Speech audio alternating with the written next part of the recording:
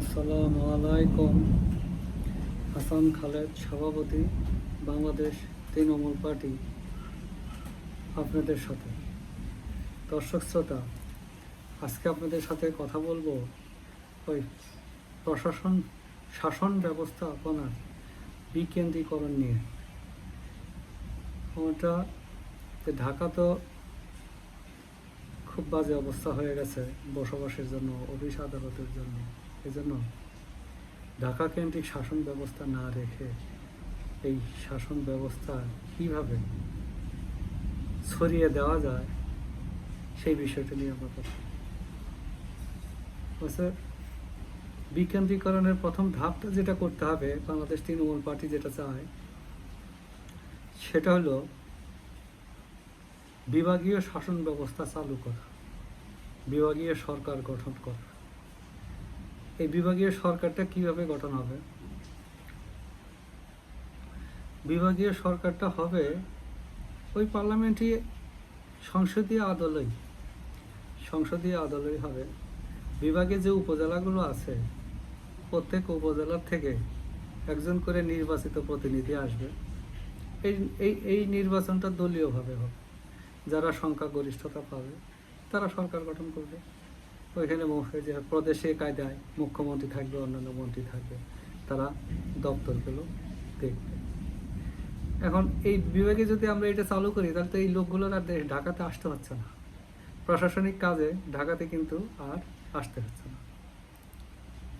তাহলে ঢাকা কিন্তু ফাঁকা হয়ে গেল, মানুষের কষ্ট লাঘব হয়ে গেল, হ্রাস পেল। আবার বিভাগে আমরা আর কি চাই? সকল অফিস আদালত যা থাকার তা তো থাকবেই, সব যাতে ঢাকা আসতে হবে না, শুধু পররাষ্ট্র আর প্রতিরক্ষা ছাড়া আর সকল অফিস থাকবে। সাথে আমরা হাইকোর্টটা চাই। 18 কোটি মানুষের জন্য একটা হাইকোর্ট হলে চলে না, এটা খুবই কষ্টকর কাজ হয়ে যায়। তাই আমরা চাই প্রতি বিভাগে হাইকোর্ট বেঞ্চ থাকুক। আর আওয়ামী লীগ সরকার যে সিদ্ধান্ত নিয়েছিল যে বিভাগীয় শহরগুলোতে একটা করে মেডিকেল বিশ্ববিদ্যালয় হবে, তাহলে তো এটা আরও ভালো হলো। চিকিৎসাটাও কাছাকাছি চলে গেল, চিকিৎসার জন্য ঢাকা শহরে আসতে হবে। তো এই জন্য প্রশাসন বিকেন্দ্রীকরণটা খুব জরুরি হয়ে পড়েছে। এই সমস্ত উচ্চ কক্ষ নিম্ন কক্ষ দিয়ে মানুষের কিছু হবে না।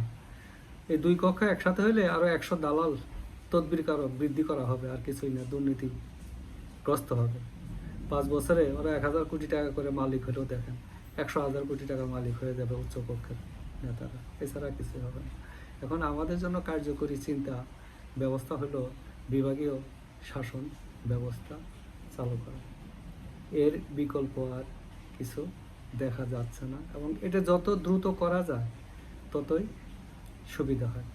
আমাদের কথা হলো যে শাসন ব্যবস্থায়, প্রশাসনে জনগণের পুরোহিত্য, জনগণের প্রভুত্ব প্রতিষ্ঠা পাক, যাতে জনগণের দ্বারা শাসন হয়, সর্বক্ষেত্রে যাতে জনগণের দ্বারা শাসন হয়।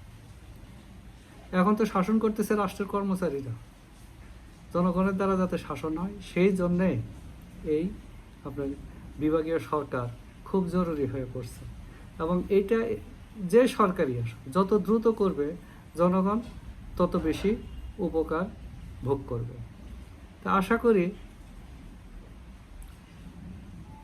বর্তমান সরকার এই বিষয়টা চিন্তা করবে, চিন্তা করে এই স্থানীয় সরকার নির্বাচনের আগেই এই বিভাগীয় সরকার ব্যবস্থা কি হবে সেটা নির্ধারণ করবে। ধন্যবাদ সবাইকে, যে যেখানে থাকেন সুস্থ থাকেন, নিরাপদ থাকেন।